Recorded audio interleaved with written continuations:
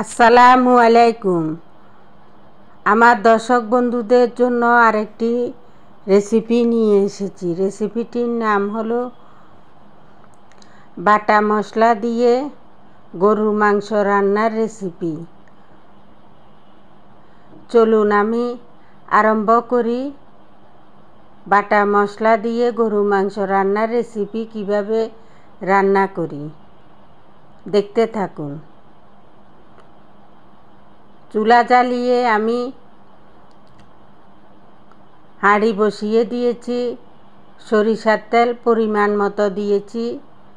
গরম করে আমি এই সরিষার তেলের ভিতরে দারচিনি, এলাচ, লং, তেজপাতা দিয়ে দিয়েছি ফোড়নে। এখন পেঁয়াজ দিয়ে দিলাম। আমি আদা, পেঁয়াজ, রসুন পেস্ট দিব, এই জন্য 4টা পেঁয়াজ কেটে দিলাম। আবার বাগার দিব, এই জন্য কম দিয়েছি।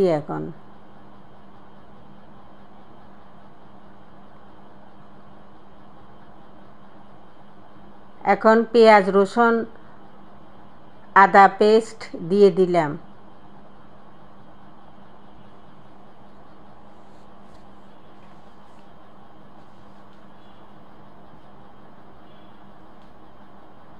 হলুদ বাটা দিয়ে দিলাম পরিমাণ মতো।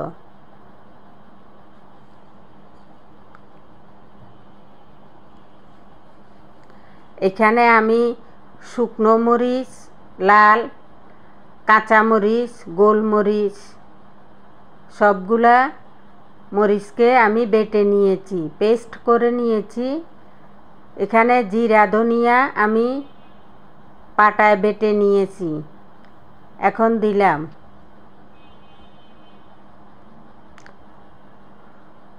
দারচিনি, এলাচ, লবঙ্গ, লং, গোলমরিচ,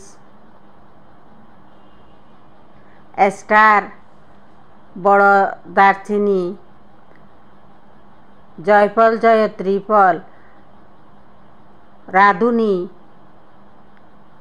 সব কিছু আমি পেস্ট করে পাটাতে পিষে এখানে দিয়েছি।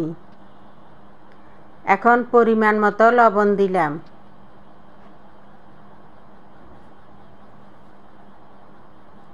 মশলাগুলোকে আমি কষিয়ে নিচ্ছি।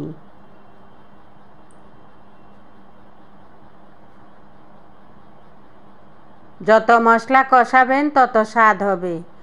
এখানে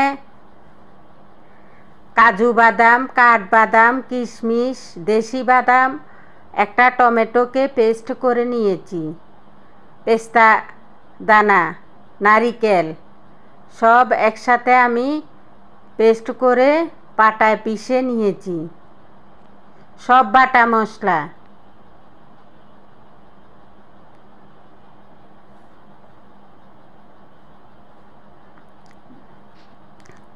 এখন মাংসগুলোকে পরিষ্কার করে ধুয়ে পানিতে ছেঁকে এখন মশলায় দিয়ে দিচ্ছি।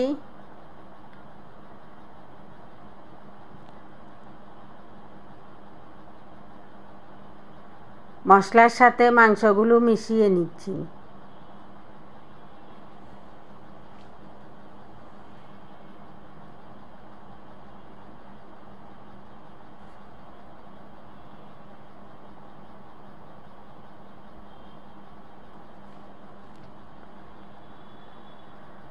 দেখুন মাংসর কালার কেমন হয়েছে। বাটা মশলায় গরু মাংস রান্না করে খাবেন, খুবই দুর্দান্ত হবে, লোভনীয় হবে, মুখে এর স্বাদ লেগেই থাকবে। ফুটে উঠেছে, আমি এখন ঢাকনা দিয়ে দিব। এই মাংস রান্না প্রায় 50 মিনিটের জন্য সিদ্ধ করতে হবে। আমি 50 মিনিটের জন্য সিদ্ধ দিয়েছি। ফাঁকে ফাঁকে আপনাদের দেখিয়ে দিচ্ছি। এই যে দেখুন কেমন সিদ্ধ হয়ে এসেছে। একটু আরও কষতে হবে, ফুটতে হবে, অনেকক্ষণ ধরে সিদ্ধ হতে হবে।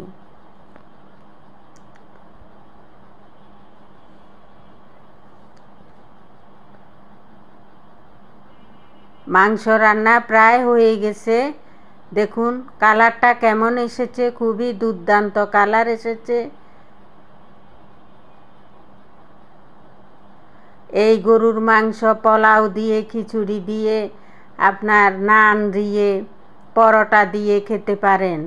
আপনারা বাসায় এইভাবে রান্না করবেন, আমার ভিডিও দেখবেন, ভিডিও দেখে রান্না করবেন। খুবই মজাদার একটা রেসিপি। এখন আমি গরুর মাংসের ভিতরে বাগার দিয়ে দিলাম। গরুর মাংসে যে কোনো সময় মাংস রান্না করবেন, বাগার দিবেন। খুবই দুর্দান্ত কালার আসবে, সুন্দর কালার আসবে, খেতে খুবই সুস্বাদু হবে। মাংসর একটা, যে কোনো মাংসের ভিতরে একটা গন্ধ থাকে, সেটা চলে যাবে। আপনারা প্লিজ একবার হলেও আমার ভিডিও দেখবেন, ভিডিও দেখে বাসায় রান্না করে খাবেন, দেখবেন কেমন দুর্দান্ত স্বাদের হয়। হয়ে গেল মজাদার রেসিপি, বাটা মশলা দিয়ে গরুর মাংস রান্না। দেখুন কি সুন্দর কালার এসেছে, খুবই দুর্দান্ত কালার এসেছে। আমরা খেয়েছি বাসায়, খুবই সুস্বাদু হয়েছে, মজাদার হয়েছে। আপনারা একবার হলেও বাসায় রান্না করে খাবেন, দেখবেন আমি যে নানের রেসিপি দিয়েছি ওই নান দিয়ে খেতে খুবই ভালো লাগে। আজ আর না, আগামীকাল আর একটি নতুন রেসিপি নিয়ে হাজির হব। ধন্যবাদ।